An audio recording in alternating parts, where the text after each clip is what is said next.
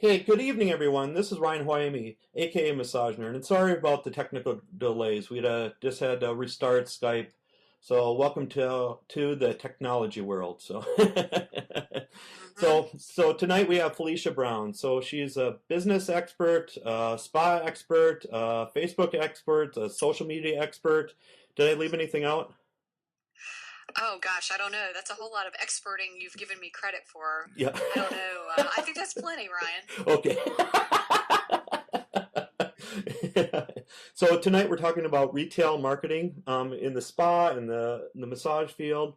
So all those different areas. So do you currently sell spa products in your business now? Moi?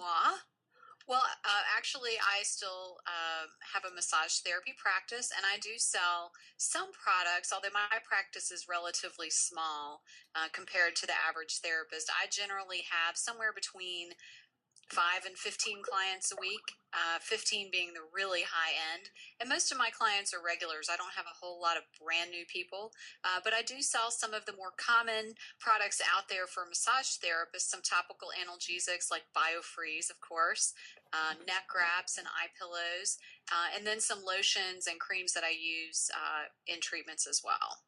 Okay. So all the basics that massage therapists need to have in their business then, right? Well, some of them. I mean, it really, here's the thing about retail, and we should start at the beginning and just make sure everybody has an understanding of what retailing is and what the purpose of it is in terms of having it in your practice. There's a couple of different reasons to have retail products. One, of course, is for that added revenue, but that's not the primary purpose of having retail in your business. It's a nice benefit and certainly something that's important for all small business owners to look at. Having additional streams of revenue or a diversified stream of revenue where you're not just using your hands and your time. But the purpose of having retail products in your practice or your spa is really to help your clients and to help them in between sessions or getting added results from what you've been doing in your sessions. So I want to make sure everybody understands that that's the perspective we're coming from when we talk about retail, that the products that you have fit in with your practice and with your clients, and that the items that you have there make sense for your business. When I had a spa, we had a much, much wider range of products. Of course, skincare products because we did facials. We had body care products because we did a lot of body treatments. We had all sorts of relaxation things from yoga pillows and pedicure slippers to nail polish, nail files, and all that sort of thing. And then we had relaxation CDs, bath salts, all kinds of things. In my tiny little practice, I don't want to overstock anything too much because it just doesn't make sense to have that much inventory on the shelves, especially since all of my clients are regulars and come to see me over and over and over again. But depending on the practice, there's all kinds of things that you could have in your business that make sense as take-home products for your clients. Okay. And for the take home products and stuff like that, did you notice that any certain products sell a little bit better, or do you have to use them in your treatment in order to more likely for them to buy buy the product then? Well, I'm really glad you asked that, Ryan, because there are actually some statistics that are kind of interesting. Believe it or not, I actually said that. Statistics that are interesting. I'm not a data kind of girl. Those people that know me know that numbers and math are not my strong suit. But I think it's important to have an understanding of what makes clients decide to purchase retail. And here's a couple of numbers for you. Number one, and this is, by the way, from a study done by iSpa, the International Spa Association. This was a spa goer study. So, in other words, it was done of the people that go to spas and other types of wellness businesses. So 64% of the people that were surveyed said that a good experience during a treatment was actually what influenced them to buy products. So they actually felt it while they were on the table or in the chair, and they said, wow, I really like that. So having something that you're using in your practice on a regular basis is a perfect product to sell. One of those for me is Biofreeze But there's lots of topicals out there. Cryoderm is another one. And just this past weekend, I was at the AMTA North Carolina convention, and I got samples for maybe 5 or 6 different topicals that I had never even heard of before. So there's lots of choices out there, but topical analgesics, something that you can put on someone's neck or shoulders, lower back, or whatever you've been working on at the end of a session or at the end of some specific work, or maybe that you're using during, like not the cryoderm, but the I always forget what it's called. I think it's Prosage, the one that warms up. Yep. So something that you're using in the treatment, that's so easy to sell because someone has already experienced it. And that's exactly what the study said.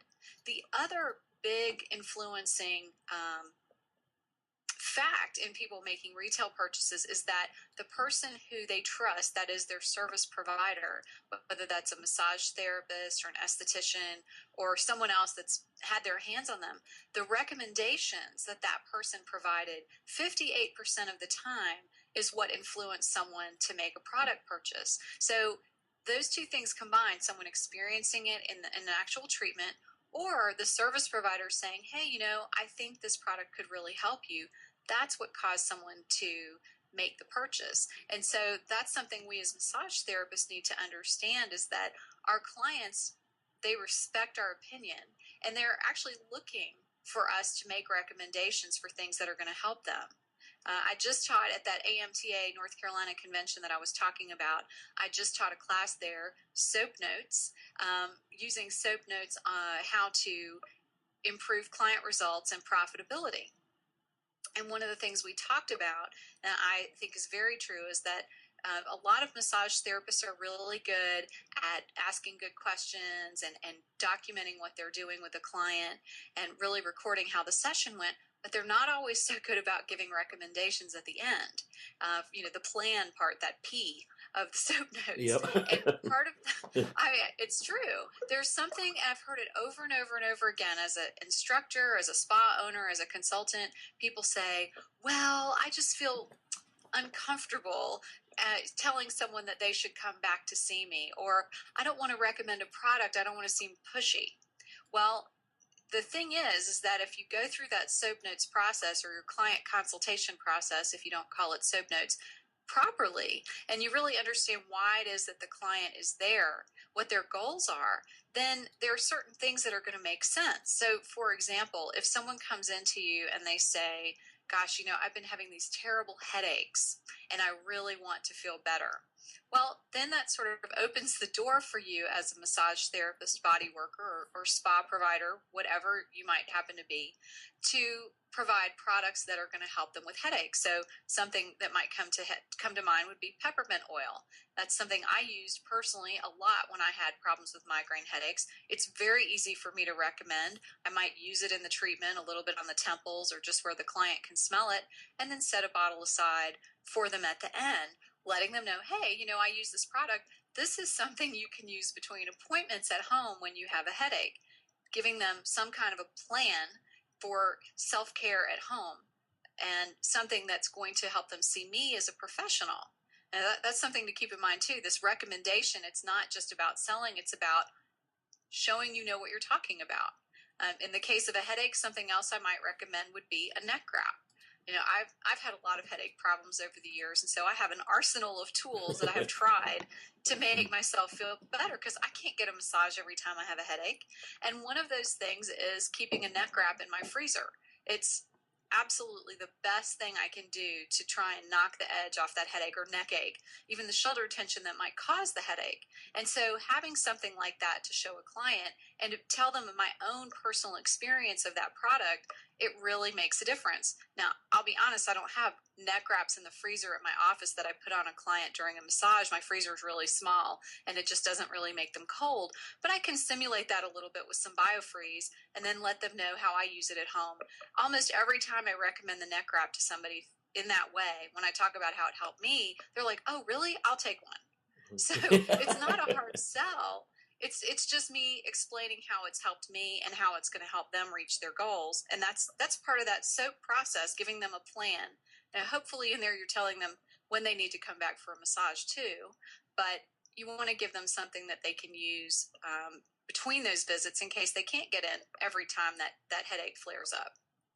And then there's something that somebody told me many years ago. When you're buying retail products for clients, you should maybe buy a third of what you really love, a third of maybe what you love, and a third of just off the wall kind of thing. Huh. What? Well, to each his own. I haven't heard that philosophy, but I think it's good to experiment and see what people will like. One thing I would caution people about, though, is buying things that you aren't sure your clients are interested in. I mean, it's great to experiment a little bit, but remember that when you're buying retail inventory, you're taking money and you're literally setting it up on a shelf. So that's money that's tied up in that inventory. So it's good to have an idea ahead of time if it's something your clients would like. Now, if it's something you're really passionate about, that you absolutely love, it's some, I don't know, mustard bath that you tried somewhere and you just think, oh, I'm going to recommend this to everybody, it'll be so simple, that's great. But if it's something kind of off the wall, then you may want to think about it, because if you can't sell it, in other words, if you don't have that passion, you haven't experienced it, and you don't use it in a treatment, then you've got a few challenges there to get people to buy it. This is a slightly different example, but I want to share this because it was with a product line that this happened to me. When my spa was small, we were trying to figure out what product lines to bring in and so forth. In fact, I'm going to share two stories because any of the people that are on this call may be in this kind of situation too. My business was just a massage therapy practice to start out with. We only offered massage therapy and, maybe some reflexology or energy work, but we really didn't offer any spa type services in the beginning. Well, then I had an esthetician come to me and say, oh, Felicia, you're so wonderful. I want to work with you and offer facials in your business. So I thought, okay, well, that sounds great. Of course, that came with having to buy equipment and supplies. And guess what? A product line. And the product line, while it was a fabulous product line, and eventually it did sell, initially it was probably, I don't know, let's just say $1,000 investment. It was probably more than that, but $1,000 worth of products. That was that company's minimum opening order. Oh. Thankfully, a lot of companies have softened during this economy and that kind of thing. But in the beginning, back then, for this type of product line, it just wasn't going to happen. So we brought this product line in, and the esthetician was very excited and, happy to be there. And then all of a sudden, something happened, and she wasn't able to work with me for a few months. She decided to have a baby is what happened. Congratulations to her. That's wonderful. But suddenly she wasn't able to work. It was a very difficult pregnancy for her. And I had this $1,000 sitting up on my shelf going nowhere because no one else in my business did facials. So when you're looking at buying retail or bringing it in, you have to really understand that money could be tied up for quite a while, because it takes some time to move it anyway. And with her suddenly not being there, we were kind of stuck with that. So it was a big lesson to me not to just bring in a product line because someone else said, oh, that's what I want. You have to do some research and really see what kind of a what's the word I'm looking for? How long you can weather that product sitting up on the shelf, if you tie that money up in it. But the other example I want to give was kind of that experimental type thing that you were talking about. Yeah. And I'm sure I probably have other examples of this, but this is the one that stands out in my mind, especially because it's something that could happen with massage therapists. There was another company that came to us. I don't know if someone on my staff had seen them in a show or how we learned about them. I don't remember. But they came in and they had this line of body wraps that they wanted to bring in. And, of course, there's a retail component to that. One of the things that sales reps will tell you when they're trying to sell you products, and I'm sorry for any product reps that are out there that are going to send me hate mail for this, but let me just say how it is. They'll tell you, oh, you're going to buy this product line, you're going to make all this money, you're going to be able to do X amount of treatments per day or per week or per month, and look at the profits you're going to have.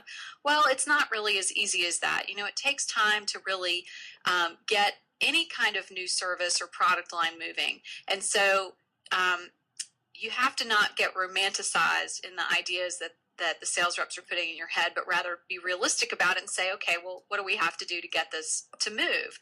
Anyway, so this woman came in and she did this demo on me with these different body wrap treatments.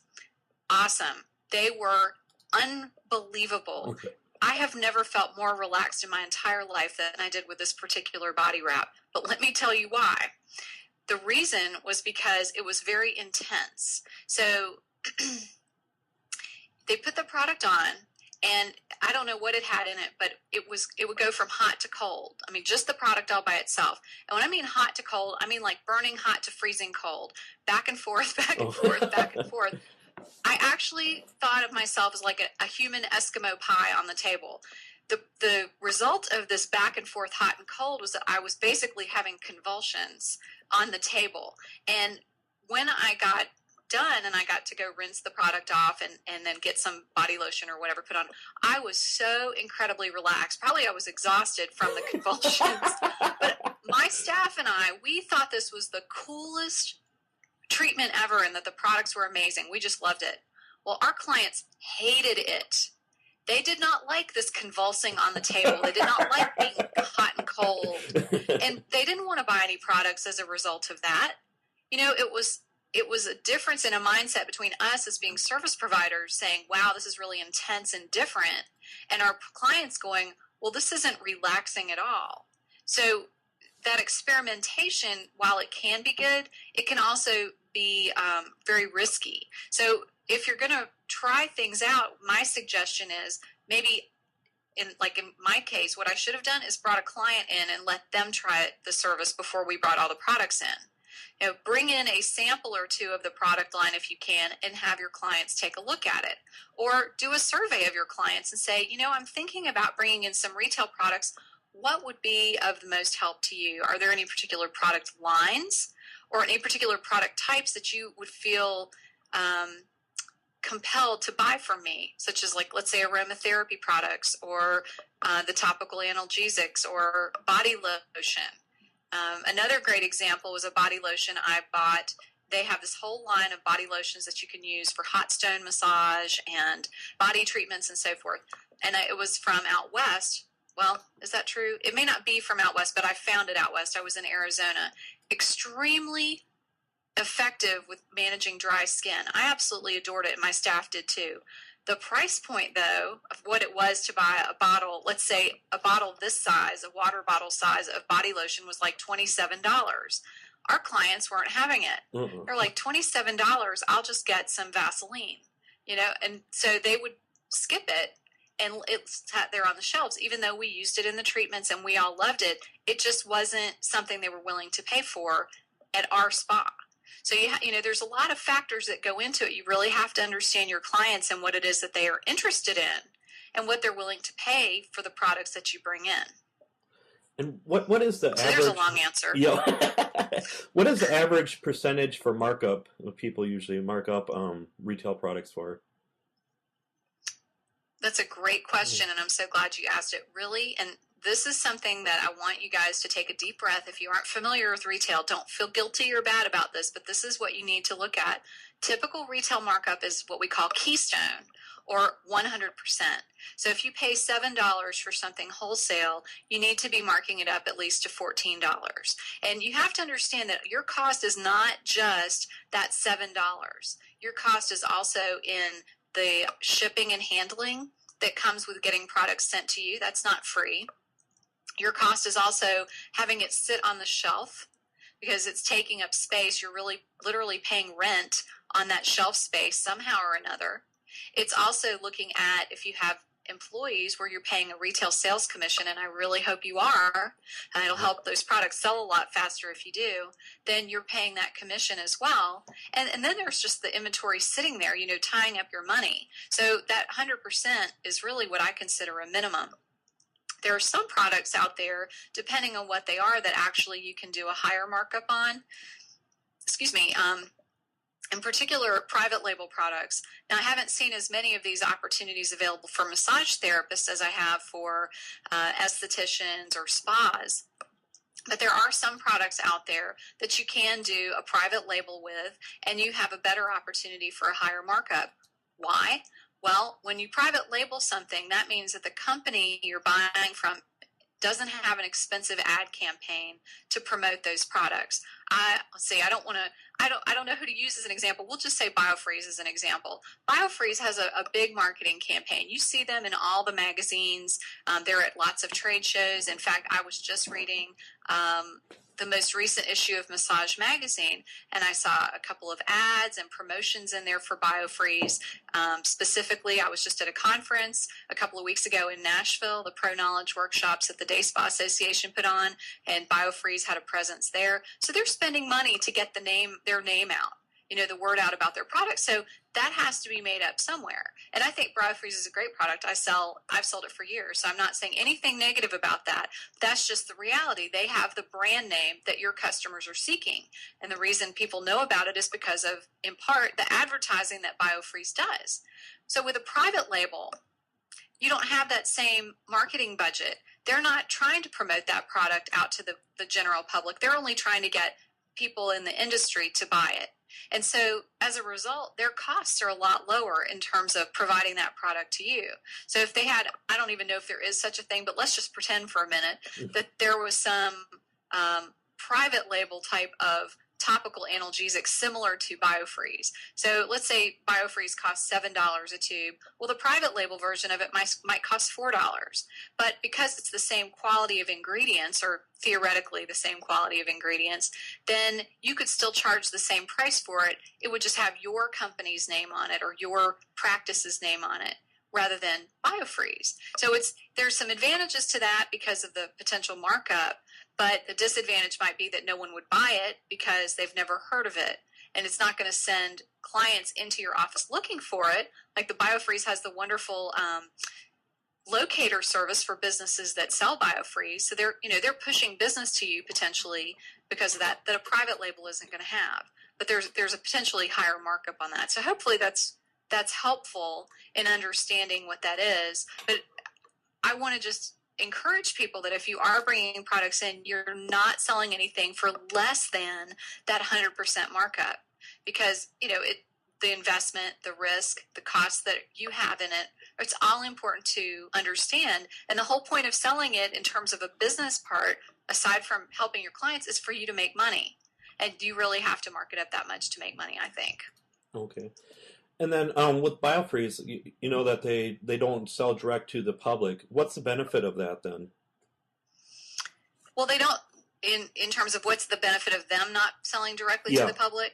Yeah. Well, because then people are going to come to you to buy it. And so you're not ever going to have a manufacturer like Biofreeze undercut you. I've seen in the past, I won't give any examples because I honestly can't think of any off the top of my head that relate to massage, but I've seen in the past in the skincare world where, let's say that a particular skincare or makeup product would cost in my spa $30, and then that same company would decide to market the product on their own and sell it for $27, maybe on QVC or something. Well, the client is going to say, oh, I can get it on QVC for $27. Why am I going to go to Felicia's spa and pay $30? So, I don't know what the advantage is for us for them to do that. Honestly, I think it kind of defeats the purpose of me carrying their product if they're going to sell it to the public.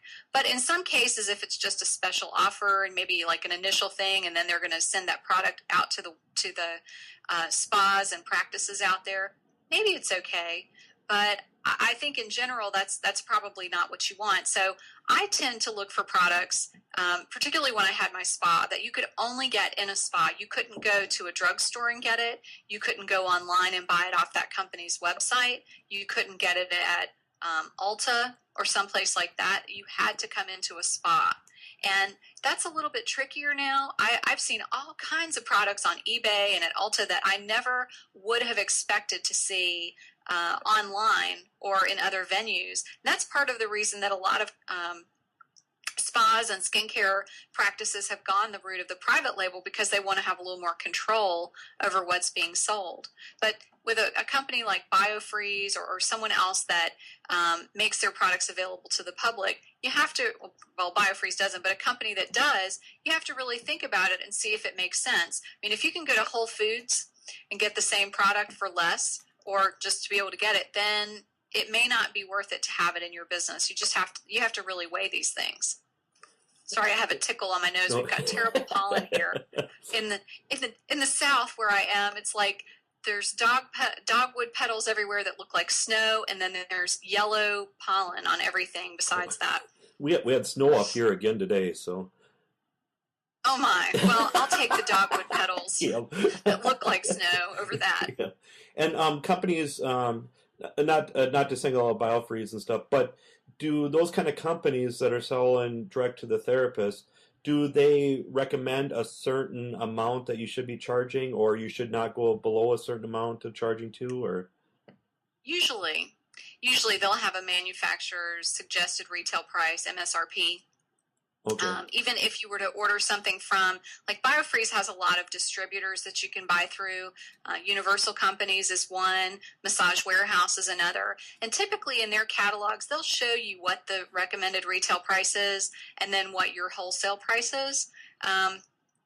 So it shouldn't be too hard to figure out, but they may have a published price that they suggest. Now, depending on what your business is like and what your market is, sometimes you can actually go up over that a little bit. If you're in a resort area and you have higher price services and higher price products, then you might be able to charge $1 or $2 more for something.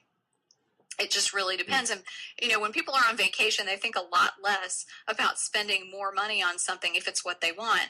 Case in point is that body lotion I was talking about before. It's a brand called Pure Fiji, by the way, which is awesome. I think their lotions are tremendous. If you have dry skin, it works incredibly well.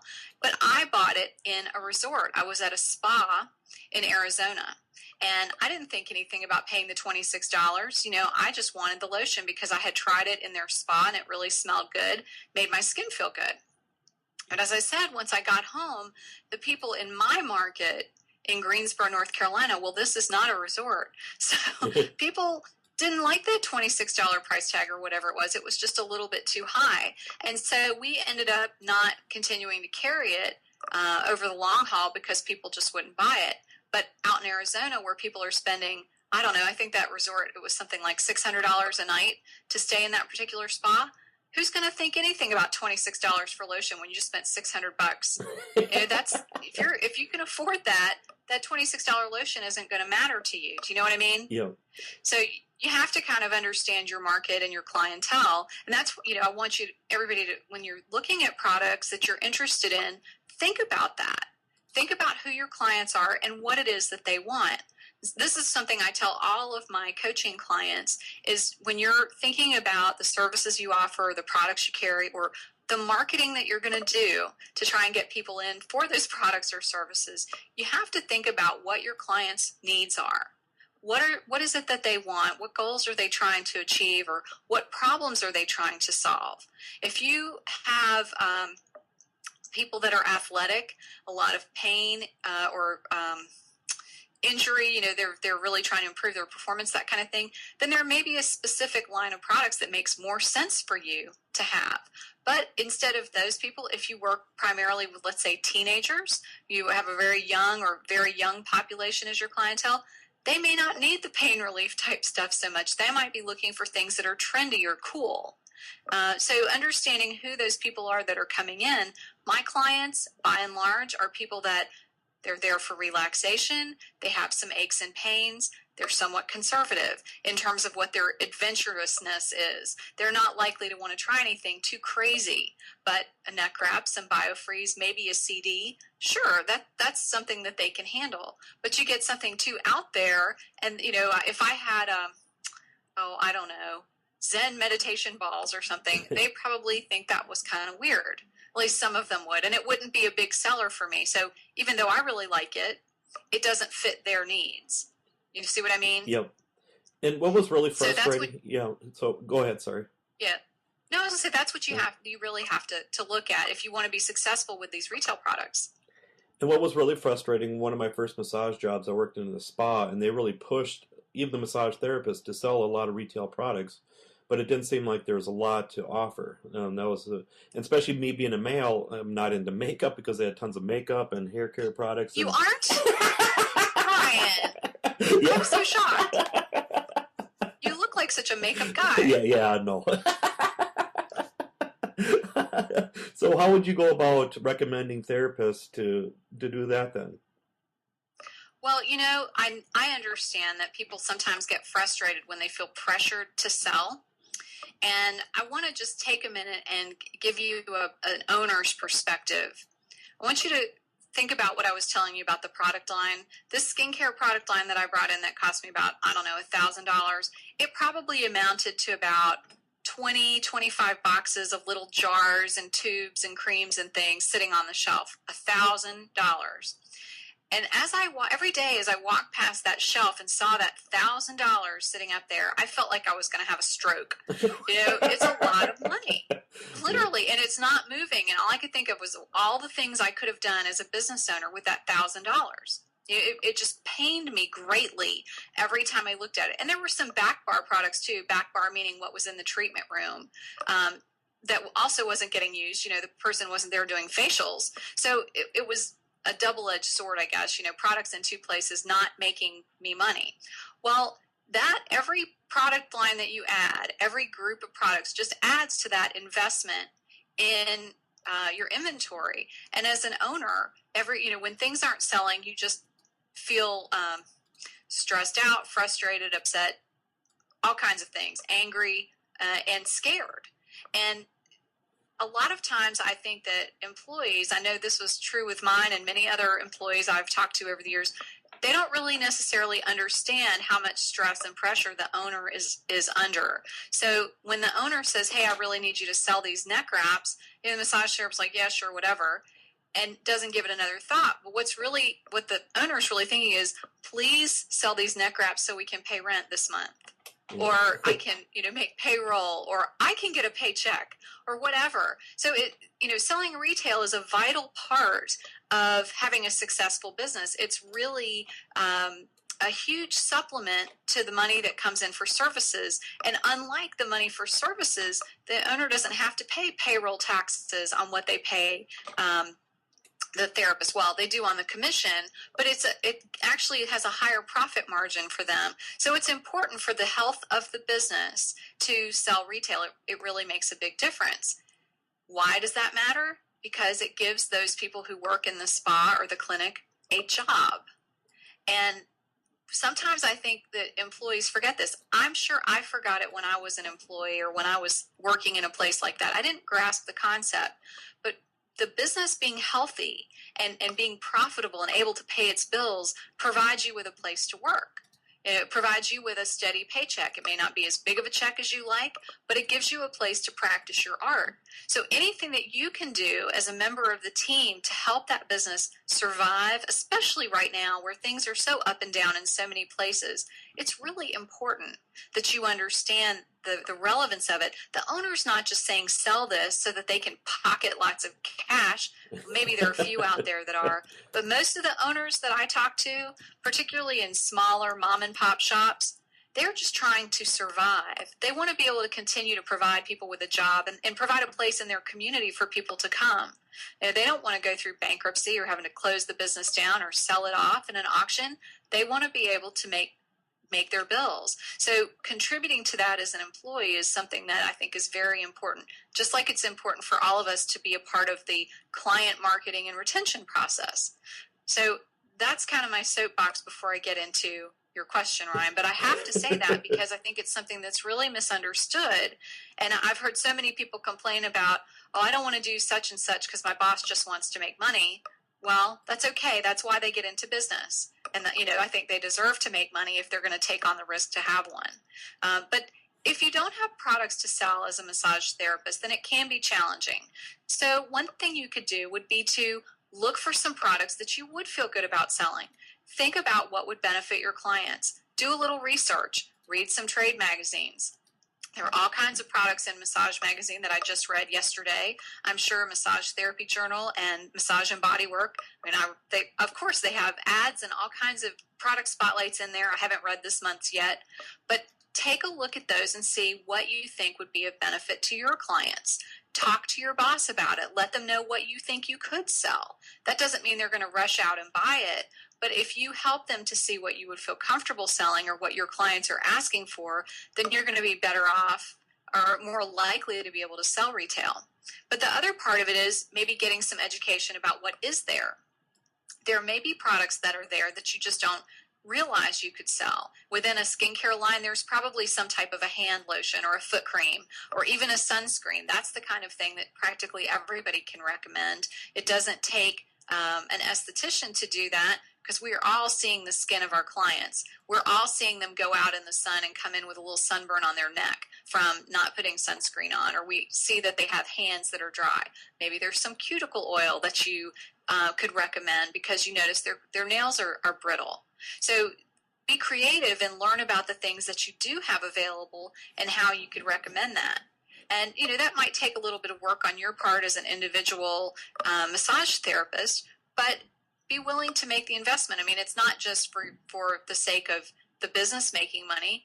If your boss pays a commission, which they should, and if they don't, please tell them to call me and I'll try to set them straight. But, it's not just about you making, or the business making the money. It's about you making a little bit extra money. And it's also about helping your client. That's what you really have to think about. If there's something that you can provide to them or share with them that will help them feel better, then I think it's your responsibility to share that with them. It's not prescribing anything. It's not telling them they have to take this, they have to put this lotion on. It's just directing them to something that you think would be a good fit for them and that you think might fit either A, the goal that they came to you for, or B, something that you noticed was an issue when you worked on them.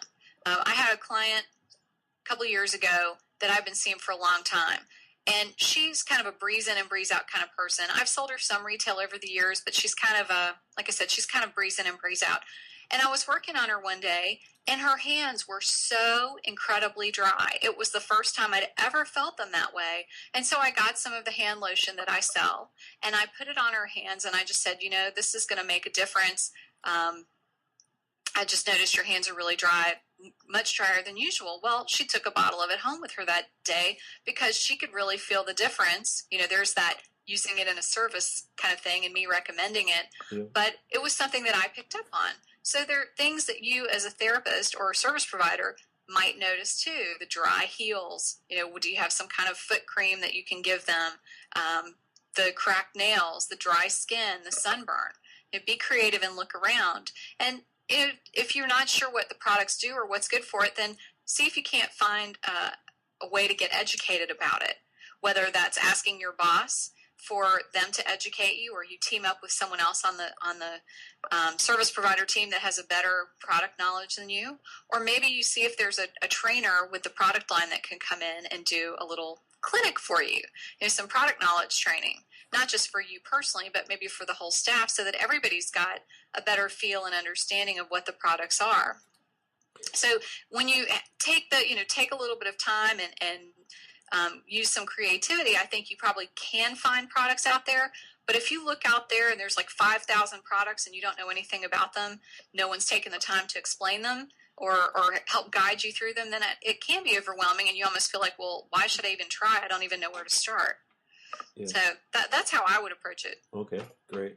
And then for commission-wise, the average therapist, would you say how much commission would they get per product, or do you think it's by certain kind of products is it many different tiers, or what have you seen out in the field? It's a loaded question, Ryan, because sorry. It's at a conference. It's okay. I love you anyway. I'll answer the best I can. It really depends on the business and what their model is. I've seen anything from 0 to 20 or 25%. I think probably in between those two is average. Maybe 10%, 10 to 15% at the most. But I think that what I'm seeing happen, and what I really recommend with businesses, is that they have some sort of a system where retail commission and perhaps other commission is tied to performance, so that you can have an opportunity to really increase your pay by doing a great job.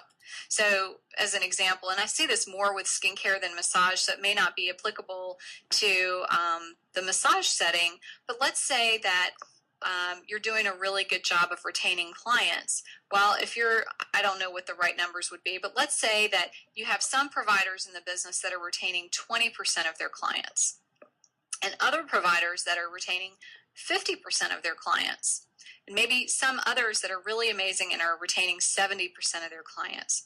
To me, it seems like that the person that's retaining more clients and doing a better job of keeping people coming back in probably deserves to be paid a little bit more, because obviously they're doing something right to get those people to come back. So one of those things that could be affected would be retail commission, where because they're retaining 50 or 70% of their clientele, they're getting that higher end of the retail commission, maybe that 15%, whereas the person who's retaining 20% of their clients, maybe they're only making like 7 or 8% commission. And I don't really like to do compensation anymore. It's something that I did work with when I was first doing consulting, and I decided it was not my area of enjoyment or expertise. But I think it's important to understand why those things could range, and how certain owners might do it. As a boss, I think, you have a certain level of expectation for people to do a good job, and you do want to reward the ones that are doing a great job. So I think that sliding scale kind of commission makes sense. By the same token, what I don't like to see, and again, if your boss is doing this, you can tell them to call me, and I'll try to set them straight, or help them get set up with someone who does deal with compensation more. But I've seen some businesses where they don't pay any commission when the product is sold, and during that pay period, they tally it up over a certain amount of time and then maybe pay it quarterly. Or in one case, one business that I was working with, they paid it at the end of the year as an end of the year bonus. And so what that meant was that if the person left before the end of the year, they didn't get their bonus. So they had to work until the end of the year. And I thought that was really unfair. I really didn't like that practice at all. I thought that was making someone potentially stay in a work situation that was bad for them for the wrong reasons. And that wouldn't motivate me to sell more. That would just irritate me. That's the nice way of saying it. Yep. And if I was the employee in that situation. So for me, and if there's any bosses out there listening, for me, I would say reward people as they do the work, as products are being sold, so that they're getting that instant gratification and they're like, hey, I had a really great pay period. I sold X amount. I know this is going to be this amount of money in my check. It gets them kind of pumped up and excited. If they think they're going to have to wait till the end of the quarter or the end of the year, then it's going to really be demotivating. I probably wouldn't try very hard if that was the situation. Yeah. And for places that aren't providing any retail compensation, I think you're going to have a very hard time motivating your staff to sell. I mean, truthfully, it's not all about money, and 10% on a lotion that costs $10, it's only $1. So it's not that big of a deal, but it does add up. If you're selling on a regular basis and you have a variety of products that you can choose from, it can amount to a fair amount of money per pay period. So it's important to make sure people are getting excited about that. But that's why I think having the performance sometimes tied to it, where they have the chance to make more if they do a good job retaining clients or doing whatever other things are necessary to get that bonus in commission, that can be hugely motivating, as can contests, having some kind of a sales contest where you say, okay, our sales goal for the month is blank when it comes to our clients or our retail products, and if we meet that, we're going to do this. Maybe we're going to have a staff party, or the person that sells the highest percentage to services will get a gift certificate, or something that is exciting and gives people a little bit of a challenge and interest in trying to sell. So there's a lot of ways that you can make it happen, but certainly paying commission is the starting point there. Yep. And then for the receptionists, do they usually get percentage too when they sell things? And then the thing is, sometimes the therapist doesn't see the person afterwards as much, so they're giving the money to the receptionist, and let's say they buy some product. How can you man that, basically? Yeah, that's a tough one. And, I'll tell you, that commission sharing issue got to be kind of a challenge in my spa, because initially we just let everybody make commission. But what you're talking about, we did actually have that problem where we had receptionists that felt because they rang the product up, they should make the commission. even though the esthetician or the massage therapist or nail technician, whoever it was, had been talking about the product during their session. They didn't walk the client up and put the product on the counter and say, so-and-so is going to take this home because I told her about it. Instead, the client was coming out, picking up the product and setting it down, or they were coming in on a different day, maybe just appearing to come in off the street to purchase the product. And so the receptionist would say, well, I sold that to her. No, she didn't even have an appointment today. So what we did in my spa was we took away a receptionist commission. And we actually ended up pooling commission for our estheticians so that because we had so many people that came in and they might see one esthetician for one thing and one esthetician for another. Same thing with massage therapists. I travel around. I like different people for different things. And so within any one business, I might have 3 or 4 different massage therapists that I go and see. So who knows which one of them told me about the product unless I happen to mention that. So we actually pooled our commissions and then split them based on service sales at some point because it was just too challenging to try and figure out which service provider sold the product. But one spa that I worked with, I thought this was a really great way to do it. What they decided to do was to pool all the commissions and share them equally among the entire staff so that everybody benefited from the product sales. And that included the receptionist because she was the one closing the sale or getting people their restock or whatever. And they felt really good about that. This particular group, they were very team oriented. They knew that they all sold products, but they really wanted to help the collective. What was important to them was that the business benefited first and foremost because they liked having a job. I thought that was great. And the fact that they wanted to share that commission equally rather than, oh, hey, I sold that cleanser or I sold that lotion, I thought was a really wonderful way to approach it. I wish more people did or more businesses did because maybe it would have that team sort of a feel, almost like a family. We're all in this together kind of thing.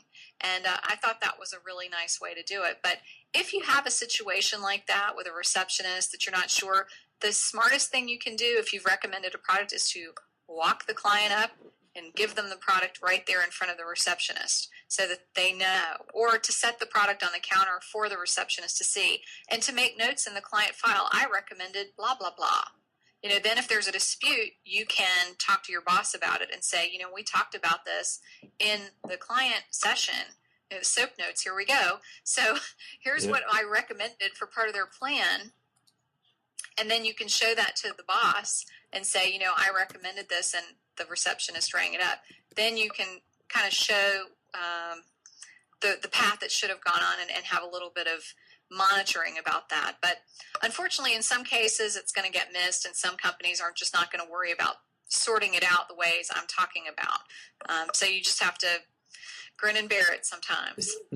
And do a lot of businesses give away free samples to the clients, would you say? Well, yeah, there's different philosophies on that. I do. I have always had Biofreeze samples. That's my number one sample these days. In fact, it may be the only product I have samples of anymore. But there's different thoughts about that. One thing that you can do if you're not sure about giving away samples, if you feel like it's too costly or what have you, you can make your own samples with a lot of things. Just have some little cups or something with the lids or like little to-go ramekins with lids. You know what I'm talking about. They put sauces in. You could put a little dab or two of lotion or whatever it is that you have a product, that type of a product. Obviously, you can't give a sample of like a CD or a neck wrap. Here, take this 2 inches of the neck wrap home and try it. This isn't going to work. But you can definitely do that with certain things. And Biofreeze has a great sampling program. If you join their locator service, you can get up to 100 samples free a month. So it shouldn't be a cost to you on that. But one thing you could do if you're not sure or if you feel like that's going to detract from sales, you can recommend the product, pull it off the shelf, and then as you're telling the person about it, hey, here's the product, I want you to use it. You could certainly do this with Biofreeze and say, before you open this box, use the sample pack I'm giving you to make sure you like it. If for some reason you don't like it, then you can bring the box unopened back to me. That way you can sell it to someone else rather than them opening the box and saying, oh, I tried it, I hate it. Hopefully they've experienced it in the session, but they may not have, depending on what it is. But that's one way you could use a sample that still is encouraging the sale right then, and giving them an opportunity to try it without risk. So in a way, it's it's taking all the risk out of the appointment, or out of the sale, by giving them that little trial along with their purchase. Some people, though, don't like to do that at all. They feel like it's costly, or they don't like to use the small packaging, feel like it's wasteful, and samples don't get used. One thing I've been on a little venture of lately is going through all of my product samples that I've picked up at various shows and using them. Like, okay, I'm going to use up this eye cream before I buy any other eye cream. Let's just go ahead and test it out, or whatever it is. So they can definitely stack up and just get lost in drawers. But those are a couple of things that you could do. I think it's a good option to have for people if they have hesitation about purchasing something. Then you are taking the risk out of it, or giving them a chance to sample the item first. And then in fact, today, as a matter of fact, Ryan, this is kind of funny. I happen to have a couple of extra bolsters that I haven't. They've just been sort of sitting in a closet from when I had my last spa. I have just a couple of odds and ends that I never sold. And today I had a client on the table, a new client, and she was talking about how amazing her back felt with the bolster under her knees. And she said, gosh, if I had something like this, I think I could actually sleep on my back. I said, well, you know what? You're coming back next week. Why don't you take this bolster home with you and try it? And if you like it, then you can buy it. Oh, that's so awesome. you can actually do samples with some things. I hadn't really thought about that. But she was like, really? And so she took the bolster home with her, and was testing it out. So sampling can be for a lot of things you might not have thought of. Yep. And how long before you should start discounting your products? How long on the shelf, or? Well, some things I would say, you don't ever need to discount them unless you're just doing a promotion. I mean, certainly having promotions that involve retail is an important thing to do. And that's not necessarily to say, okay, we're going to put it on some deep sale price, but maybe it's a gift free with purchase that help. Like if somebody buys a package of massages, they get a free something. They get a free neck wrap, or they get a free bolster. Who knows? Whatever it is that you think that would make sense to go with that package. Maybe if they're getting a package of body wraps, they get some kind of companion lotion to go with it or something. So it doesn't necessarily have to be a cut in the price. It can just be a different way of distributing that product in a special or a promotion. But most products out there, particularly lotions and creams, things that are mixed up rather than like a bath salt, they are going to have an expiration date on them. They're not good forever. They're just not going to be able to sit on the shelf indefinitely. So you want to take a look at that use by date. And if you're going to put something on sale, then that shelf life is what you want to look at. If it has, let's say that the shelf life is 2 years. Well, if that product is still sitting on your shelf in 18 months, that's probably a good time to sell it, on that deep discount. But really, you want things to rotate more quickly than that. That's why I say, you have to be careful in what you bring in and what you purchase, and also how much of anything you bring in. I've definitely made that mistake before, where I was overconfident that we were going to sell a lot of something. I brought in way too much of it and then watched it sit there on the shelf past its use by or sell by date. So, really you just want to have enough inventory to rotate through it every so often. But if you do find yourself overstocked, or you have something that doesn't move, then that's one thing you could look at, is that use by date or sell by date. It's basically an expiration date. After that, the product is probably just going to start tanking and not going to be as effective as when it was first out. Now, you see that more often with, like I said, with skincare products and things that have a lot of ingredients that are all sort of emulsified together, rather than like a bath salt or a CD or something like that. There are a lot of dry goods that you're not going to have that with. But that's what I would look at. And if there's a season, some kind of seasonal application for it, sunscreen, for example, then maybe that's the time to put it on sale, again, as part of a promotion or something to encourage people to use it because it's that time of year. or perhaps after the season. Sunscreen, you'll see a lot of times at the end of the summer, even in a drugstore, you'll see it, 50% off because they're trying to get rid of it because they know they're not going to be selling a lot more of it. But some people, if they're really active outside or they just like a good bargain, are going to scoop it up. So that's another time that you can consider marking something down or creating a special to try and move it. I think for me, it's more a matter of not wanting things to get stale and have them sit up there on the shelf and not having a big spa like I did before. I don't have the same kind of product movement that I would when I had 50 people coming into my office in a day. My current office, I might have 3 on a busy day. So obviously the amount of inventory that I'm going to have is a lot smaller. And then in your business coaching sessions and stuff, does retail marketing come up much then? Or is that area that a lot of people need help in? Well, I'm so glad you asked that, Ryan. Actually, I mean, it does come up, especially with individual sessions, whether it's with a business owner or with someone that's just a solo practitioner. The last time I was on, you and I were talking about the group marketing coaching that I do. And that program has been really, really successful. It's a 6-week program, and we go through, I guess, what I would call the basics of marketing, building a foundation of understanding about marketing, really looking at why we haven't been able to achieve what we want through our marketing, and then really working on like getting new clients in and giving them the best experience possible so that they want to come back. And we look at a variety of marketing techniques to get people in and to keep them coming back and help the members create a plan moving forward so that once they complete the program, they know how they're going to continue to keep their momentum. Well, one of the things that's happened from that program is that people get to the end and they're like, what's next? I want more. And which, thank you guys, if you're out there listening. I feel really blessed that people are interested in that. So what I'm working on right now is creating sort of a level 2. I'm not sure if it's going to be a separate enrollment or if it's just going to extend that program. But one of the areas that people need help on is new ways to make money. So retail, there you go. And the other is specifically how to sell retail. So those are a couple of things that are going to be a part of that program, that second session. And it's something that I found a lot of people want help on.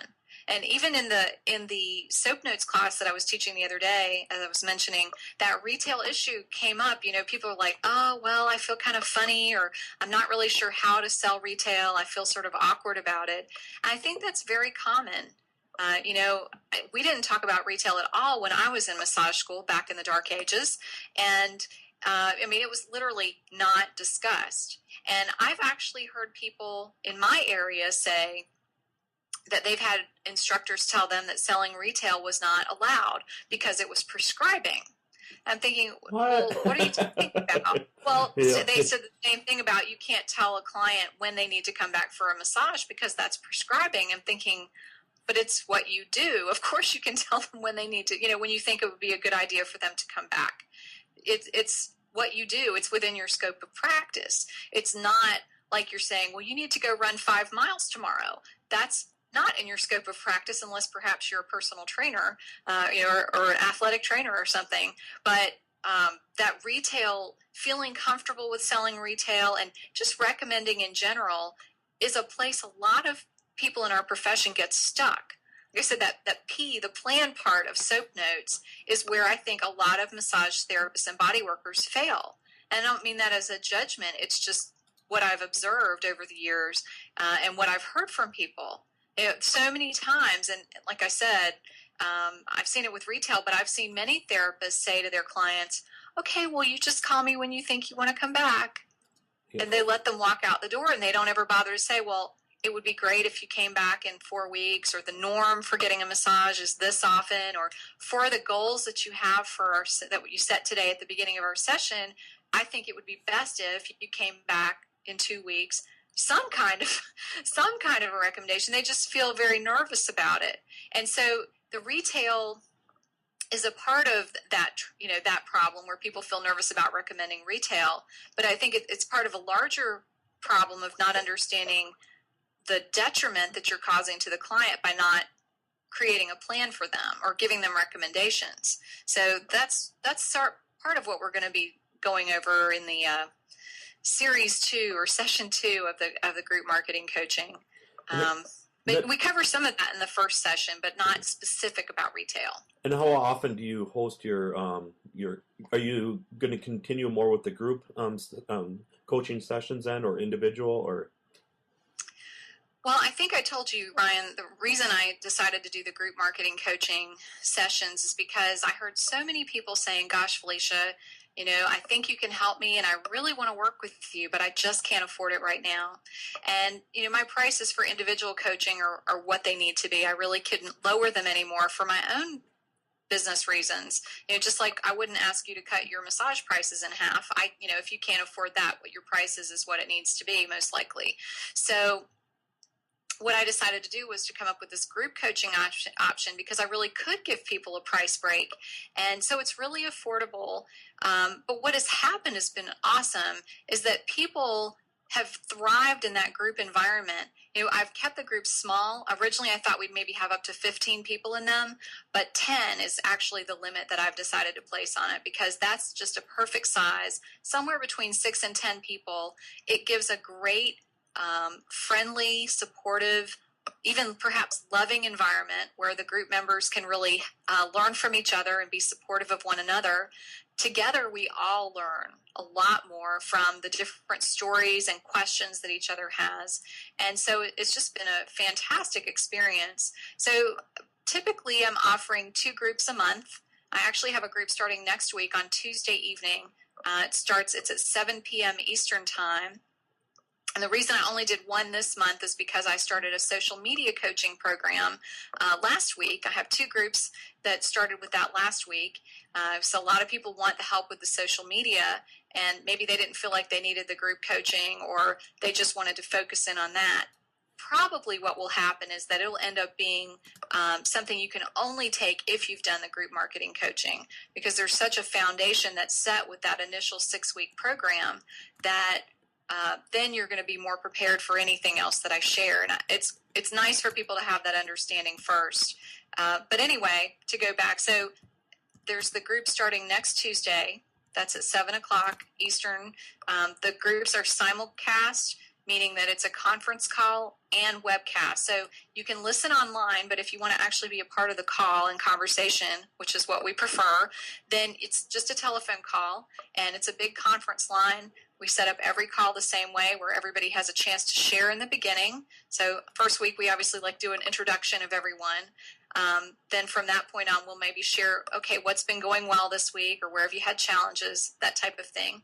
Then we have whatever that day's topic is. And then at the end, we have another group sharing time where there's chance for questions or sharing aha moments. And my favorite thing, or one of my favorite things about it, is that we have a Facebook group for each class. And that means in between sessions, they can share with each other on Facebook and really get to know each other, get some extra coaching from me in the group. And it's just been a really wonderful, supportive kind of process. I think everybody that's been a part of it has been very positive about it. One of my initial clients that you referred, actually, I think she's up in Minnesota, said that since she took my program, she has doubled her amount of clients. Wow. And it's just thrilled. She's like, I'm sorry I haven't had time to talk to you, but I doubled my clients since our program. So, that was really exciting for me to hear that. And, I think part of it is just because of that foundation that we set in the beginning, the clarity that we really work to help with everybody figuring out what it is that they want and doing what they need to do to make it happen. And then, I'll stop ranting about this in a minute. I'm just very excited about it. It's been such a big thing. I'll be starting a couple of groups at the beginning of May and then again after Memorial Day.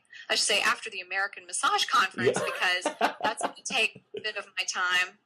I'll be down there in Atlanta with you, of course, and a bunch of other wonderful presenters. But there's still room in the group on that starts next week. I think there are 3 people that have pre-registered. So right now there's 7 spaces open.